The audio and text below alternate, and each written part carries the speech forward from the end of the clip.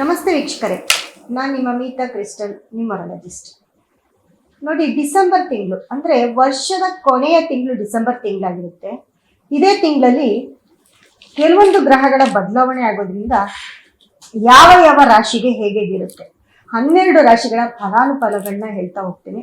ಮತ್ತೆ ಅದಕ್ಕೆ ನೀವು ಯಾವ ರೀತಿ ಪರಿಹಾರ ಮಾಡ್ಕೊಳ್ಬೇಕು ಅನ್ನೋದು ಕೂಡ ಹೇಳ್ತಾ ಹೋಗ್ತೀನಿ. ನೋಡಿ, ಡಿಸೆಂಬರ್ ಅಂತ ಬಂದಾಗ 2025ನೇ ವರ್ಷದ ಕೊನೆಯ ಒಂದು ತಿಂಗಳಾಗಿರುತ್ತೆ. ಅದರಲ್ಲೂ ಡಿಸೆಂಬರು 15ನೇ ತಾರೀಕಿಂದ ಧನುರ್ಮಾಸ ಸ್ಟಾರ್ಟ್ ಆಗುತ್ತೆ. ಧನುರ್ಮಾಸ ಅಂತ ಬಂದಾಗ ಈ ಧನುರ್ಮಾಸದಿಂದ ಜನವರಿ 15ನೇ ತಾರೀಕುವರೆಗೂ ಈ ಒಂದು ತಿಂಗಳು ಧನುರ್ಮಾಸ ಅನ್ನೋದು ನಡೆಯುತ್ತೆ. ಈ ಧನುರ್ಮಾಸದಲ್ಲಿ ತುಂಬಾ ಜನ ತುಂಬಾ ಪೂಜೆ ಪುನಸ್ಕಾರಗಳಾಗಿರ್ಬೋದು, ಅಥವಾ ದಿನ ಬೆಳಗ್ಗೆ ಎದ್ದು ಒಂದು ಅರಳಿಕಟ್ಟೆ ಅಶ್ವತ್ಥ ಮರವನ್ನ ಸುತ್ತೋದು, ಇದೆಲ್ಲವೂ ಕೂಡ ಮಾಡ್ತಾ ಹೋಗ್ತಾರೆ. ಸ್ನಾನ ಮಾಡಿ ಪೂಜೆ ಮಾಡಿ ಇದನ್ನೆಲ್ಲ ಮಾಡ್ತಾ ಹೋಗ್ತಾರೆ. ಇದು ಕೂಡ ನಮ್ಮ ಒಂದು ಯಾವುದೇ ಒಂದು ಗ್ರಹ ದೋಷ ಇದ್ರೂ ಕೂಡ ಅದರಿಂದ ನಾವು ಹೊರಗಡೆ ಬರಕ್ಕೆ ಈ ಒಂದು ತಿಂಗಳು ತುಂಬಾ ಪ್ರಶಸ್ತವಾದ ಒಂದು ಟೈಮ್ ಅಂತ ಹೇಳ್ತೀವಿ.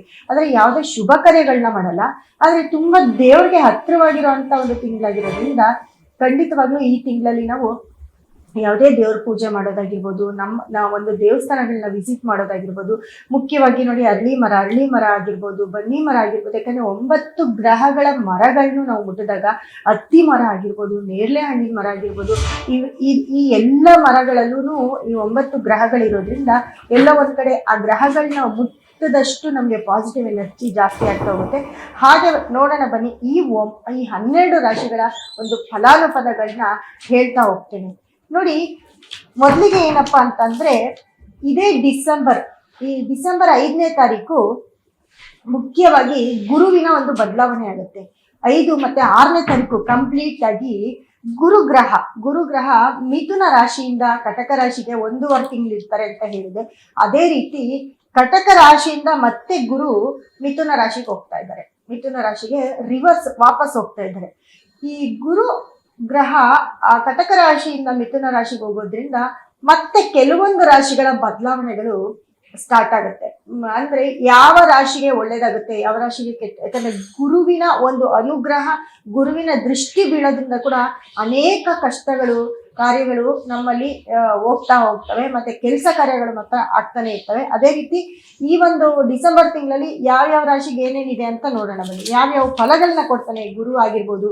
ಮತ್ತೆ ಮುಖ್ಯವಾಗಿ ನೋಡಿ, ಇದೇ ಡಿಸೆಂಬರ್ ತಿಂಗಳಲ್ಲಿ ತುಲಾ ರಾಶಿಯಿಂದ ವೃಶ್ಚಿಕ ರಾಶಿಗೆ ಕುಜಗ್ರಹ, ಹಾಗೆ ಸೂರ್ಯನ ಒಂದು ಬದಲಾವಣೆ, ಶುಕ್ರನ ಒಂದು ಬದಲಾವಣೆ ಆಗುತ್ತೆ. ಅದೇ ರೀತಿ ಇದು ಡಿಸೆಂಬರ್ 1ನೇ ತಾರೀಕು. ಅದೇ ರೀತಿ 6ನೇ ತಾರೀಕು ಮಿಥುನ ರಾಶಿಗೆ ಮತ್ತೆ ಗುರುವಿನ ಆಗಮನ ಆಗುತ್ತೆ.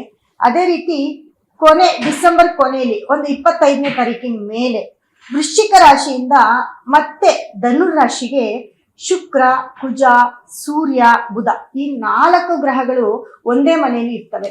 ಈ 4 ಗ್ರಹಗಳು ಒಂದೇ ಮನೆಯಲ್ಲಿ ಇರೋದ್ರಿಂದ ನೋಡಿ, ಮುಖ್ಯವಾಗಿ ಏನಪ್ಪಾ ಆಗತ್ತೆ ಅಂತಂದ್ರೆ,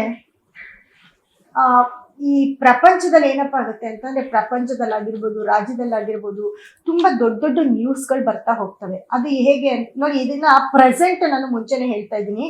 ಈ ಶನಿಯ ಒಂದು 10ನೇ ದೃಷ್ಟಿ ಧನುರ್ ರಾಶಿ ಮೇಲೆ ಬೀಳೋದ್ರಿಂದ, ಅಲ್ಲಿ ಎಲ್ಲೋ ಒಂದ್ ಕಡೆ ಶನಿಯ ದೃಷ್ಟಿ ಧನುರಾಶಿ ಮೇಲೆ ಬೀಳೋದ್ರಿಂದ ಎಲ್ಲ ಗ್ರಹಗಳು ಧನುರಾಶಿಯಲ್ಲಿರೋದ್ರಿಂದ ಅತಿ ಹೆಚ್ಚು ಡಿಸೆಂಬರ್ ತಿಂಗಳಲ್ಲಿ ತುಂಬಾ ತೊಂದರೆಗಳಾಗ್ತವೆ. ಅದರಲ್ಲೂ ಹೆಣ್ಣು ಮಕ್ಕಳಿಗೆ ಒಂದು ತೊಂದರೆಗಳಾಗೋದು, ಮತ್ತೆ ಅತ್ಯಾಚಾರಗಳಾಗೋದು, ಅಪಹರಣಗಳಾಗೋದು, ಇವೆಲ್ಲವೂ ಕೂಡ ನಡೀತಾ ಹೋಗ್ತವೆ. ಇದರಿಂದ ದೊಡ್ಡ ನ್ಯೂಸ್ಗಳಾಗ್ತವೆ. ಬೇಕಂದ್ರೆ ಮತ್ತೆ ಈ ಒಂದು ವಿಡಿಯೋನ ರಿವೀಲ್ ಮಾಡ್ಕೊಂಡು ನೋಡಿ. ಆದಷ್ಟು ಪಾರ್ಟಿ ಪಬ್ ಈ ತರ ಹೋಗೋ ಜಾಗದಲ್ಲಿ ಹೆಣ್ಮಕ್ಳು ತುಂಬಾ ಕೇರ್ಫುಲ್ ಆಗಿರ್ಬೇಕು. ಇದರಿಂದ ತುಂಬಾ ತೊಂದರೆಯನ್ನ ಅನುಭವಿಸ್ತೀರ ಅಂತ ಹೇಳ್ತಾ, ಪ್ರತಿಯೊಂದು ರಾಶಿಗೂ ಯಾವ್ಯಾವ ರೀತಿ ಶುಭ ಫಲ ಅಶುಭ ಫಲ ಇದೆ ಅಂತ ಹೇಳ್ತಾ ಹೋಗ್ತೀನಿ. ನೋಡೋಣ ಬನ್ನಿ. ಮೊದಲಿಗೆ ಮೇಷರಾಶಿ ಅಂತ ಬಂದಾಗ, ಆಲ್ರೆಡಿ ಮೇಷರಾಶಿಯಲ್ಲಿ ಶನಿ 12ನೇ ಮನೆಯಲ್ಲಿ ಇರ್ತಾರೆ. ಸೊ ಶನಿ 12ನೇ ಮನೆಯಲ್ಲಿ ಇರೋದ್ರಿಂದ ಮೇಷರಾಶಿಯಲ್ಲಿ ಮುಖ್ಯವಾಗಿ ಏನಪ್ಪಾ ಅಂತಂದ್ರೆ, ಗುರುವಿನ ಒಂದು ಬದಲಾವಣೆ ಆಗ್ತಾ ಹೋಗುತ್ತೆ. 6ನೇ ತಾರೀಕು ಗುರುವಿನ ಬದಲಾವಣೆ ಆಗುತ್ತೆ. ಕಟಕದಿಂದ ಮಿಥುನ ರಾಶಿಗೆ ಗುರು ಬರ್ತಾರೆ. ಆದ್ರೆ ಎಲ್ಲೋ ಒಂದ್ ಕಡೆ ನೋಡಿ, ರಾಶಿಯಾಧಿಪತಿ ಕುಜ ಬಂದು ಸಪ್ತಮದಲ್ಲಿ ಇರ್ತಾರೆ. ಅದರಲ್ಲೂ ಸೂರ್ಯ ಬುಧ ಶುಕ್ರ ಕುಜ ಈ 4 ಗ್ರಹಗಳು ವೃಶ್ಚಿಕ ರಾಶಿಯಲ್ಲಿ ಇರ್ತಾರೆ. ವೃಶ್ಚಿಕ ರಾಶಿಯಲ್ಲಿದ್ದಾಗ ಎಲ್ಲೋ ಒಂದ್ ಕಡೆ ನಿಮ್ಗೆ ಮೇಷ ರಾಶಿಯವರಿಗೆ ನಿಮ್ಮ ಕೆಲಸ ಕಾರ್ಯ ಏನಿರುತ್ತೆ, ನೀವು ಯಾರಾದ್ರೂ ಲ್ಯಾಂಡ್ ಡೆವಲಪರ್ ಆಗಿರ್ಬೋದು, ಅಥವಾ ನಿಮ್ಮ ಮನೆಯಲ್ಲಿ ಏನಾದ್ರೂ ಒಳ್ಳೆ ಮನೆ ತಗೊಳ್ಳೋದು, ಮನೆ ಕಟ್ಟೋದು, ಈ ರೀತಿ ಪ್ರಾಬ್ಲಮ್ ಯಾವ್ದಾದ್ರು ಒಂದು ಕೆಲಸ ಅಡೆತಡೆ ಆಗಿದ್ರೆ ಅಲ್ಲಿ ನಿಮ್ಗೆ ಮುಖ್ಯವಾಗಿ ಏನಪ್ಪಾ ಅಂತಂದ್ರೆ ಮೇಷರಾಶಿಯವರು ಈ ಒಂದು ತಿಂಗಳು, ಯಾಕಂದ್ರೆ ಡಿಸೆಂಬರ್ ತಿಂಗಳಲ್ಲಿ ಅದರಲ್ಲೂ ನಿಮ್ಗೆ 10ನೇ ತಾರೀಕು ಮೇಲೆ ತುಂಬಾ ಕೇರ್ಫುಲ್ ಆಗಿರ್ಬೇಕಾಗುತ್ತೆ. ಯಾಕಂದ್ರೆ ಅಲ್ಲಿ ಬುಧ ಮತ್ತೆ ಕುಜ ಮತ್ತೆ ಶುಕ್ರ ಈ ಎಲ್ಲ ರಾಶಿಗಳು, ಈ ಎಲ್ಲ ಗ್ರಹಗಳು ವೃಶ್ಚಿಕ ರಾಶಿಯಲ್ಲಿರೋದ್ರಿಂದ ನಿಮ್ಗೆ ಆ 8ನೇ ಭಾವಕ್ಕೆ ಹೋಗೋದ್ರಿಂದ ಎಲ್ಲ ಒಂದ್ ಕಡೆ ನಿಮ್ಮ ಮನೆಯಲ್ಲಿ, ನಿಮ್ಮ ಕುಟುಂಬದಲ್ಲಾಗಿರ್ಬೋದು, ನಿಮ್ಮ ಮನೇಲಾಗಿರ್ಬೋದು, ನಿಮಗೆ ಆಗಿರ್ಬೋದು, ಯಾಕಂದ್ರೆ ನಿಮ್ಮ ರಾಶಿಯಾಧಿಪತಿ ಕುಜ 8ರಲ್ಲಿರೋದ್ರಿಂದ ಎಲ್ಲೋ ಒಂದ್ ಕಡೆ ನಿಮ್ಮ ಎಲ್ಲಾದ್ರೂ ಬಿದ್ದು ಸ್ವಲ್ಪ ಏಟ್ ಮಾಡ್ಕೊಳ್ಳೋದು ಅಥವಾ ಅಪಘಾತಗಳಾಗೋದು, ನೀವು ಎಲ್ಲಾದ್ರೂ ಪ್ರಯಾಣ ಮಾಡ್ಬೇಕಾದ್ರೆ ತುಂಬಾ ಕೇರ್ಫುಲ್ ಆಗಿರ್ಬೇಕಾಗತ್ತೆ. ಮತ್ತೆ ನಿಮ್ಮ ಏನು ನೀವೆಲ್ಲೋ ಒಂದ್ ಕಡೆ ಪ್ರಾಪರ್ಟಿಗಾಗಿರ್ಬೋದು, ಮನೆಗಾಗಿರ್ಬೋದು ದುಡ್ಡು ಹಾಕಿರ್ತೀರಾ ಅಲ್ಲೆಲ್ಲೋ ಸ್ಟಕ್ ಆಗುವಂಥದ್ದು. ಜೊತೆಗೆ ಮುಖ್ಯವಾಗಿ ಏನಪ್ಪಾ ಅಂತಂದ್ರೆ ನೋಡಿ, ಮೇಷರಾಶಿಯವ್ರಿಗೆ ಗುರು ನಿಮ್ಗೆ 3ನೇ ಮನೆಗೆ ಬರ್ತಾನೆ. ಗುರು 3ನೇ ಮನೆಗೆ ಬರ್ತಾನೆ ಅಂದ್ರೆ ಮಿಥುನ ರಾಶಿಗೆ ಇರ್ತಾನೆ. ಎಲ್ಲೋ ಒಂದ್ ಕಡೆ ಫ್ರೆಂಡ್ಸ್ ಇಂದ ನಿಮ್ಗೆ ಒಳ್ಳೇದಾಗ್ಬೋದು, ಅಥವಾ ನಿಮ್ಮ ಒಂದು ಅಕ್ಕ ತಂಗಿ, ಅಣ್ಣ ತಮ್ಮ, ಈ ತಂಗಿಯರು, ಅಕ್ಕಂದಿರು ಇವ್ರ ಕಡೆಯಿಂದನೂ ಸ್ವಲ್ಪ ಹೆಲ್ಪ್ ಆಗುತ್ತೆ. ಆದ್ರೆ ನಿಮ್ಗೆ 5ನೇ ಮನೇಲಿ ಕೇತು ಇರ್ಬೇಕಾದ್ರೆ ನಿಮ್ಮ ಮಕ್ಕಳ ವಿಷಯದಲ್ಲಿ ತುಂಬಾ ಕೇರ್ಫುಲ್ ಆಗಿರ್ಬೇಕಾಗತ್ತೆ.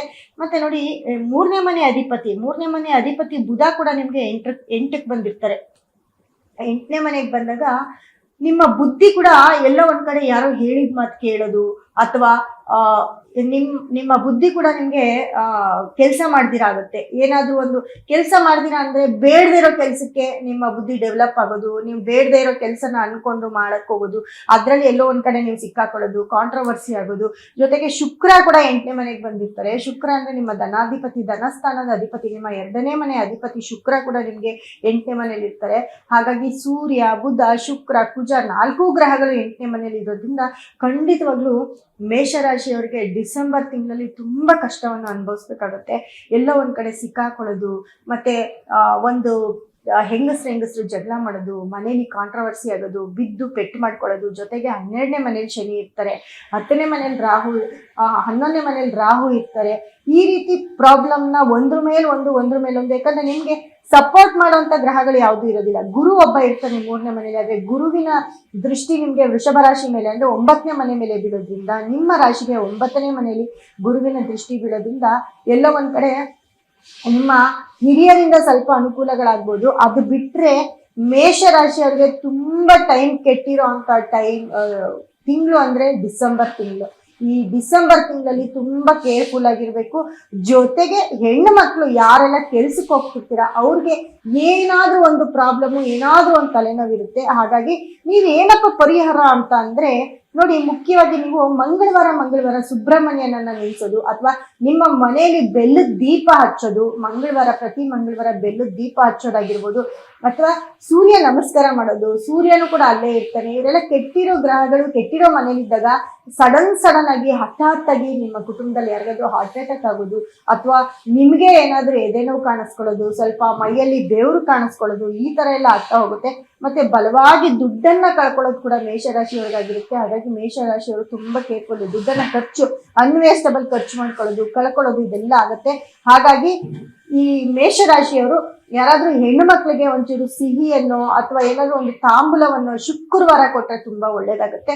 ಅದರಲ್ಲೂ ಮೇಷರಾಶಿಯವರು ಶುಕ್ರವಾರ ಶುಕ್ರ ಹೋರೆಯಲ್ಲಿ ಒಂದು ತುಪ್ಪದ ದೀಪ ಹಚ್ಚೋದು, ಬೆಲ್ಲದ ದೀಪ ಹಚ್ಚೋದು, ಇದನ್ನ ಮಾಡ್ತಾ ಬಂದ್ರೆ 1 ತಿಂಗಳುಗಳ ಕಾಲ ಮಾಡ್ತಾ ಬಂದ್ರೆ ಖಂಡಿತ ನಿಮ್ಗೆ ಒಳ್ಳೇದಾಗುತ್ತೆ. ಇದನ್ನ ಪರಿಹಾರ ಅಂತ ತಿಳ್ಕೊಂಡ್ ಮಾಡಿ, ಇಲ್ಲ ಅಂದ್ರೆ ತುಂಬಾ ಪ್ರಾಬ್ಲಮ್ ಅಲ್ಲಿ ಸಿಕ್ಕಾಕೊಳ್ಬೇಕಾಗುತ್ತೆ. ಮೇಷರಾಶಿಯವರು ತುಂಬಾ ಕೇರ್ಫುಲ್ ಆಗಿರಿ ಅಂತ ಹೇಳ್ತಾ ಮುಂದಿನ ರಾಶಿ ಬಗ್ಗೆ ಮಾತಾಡೋಣ.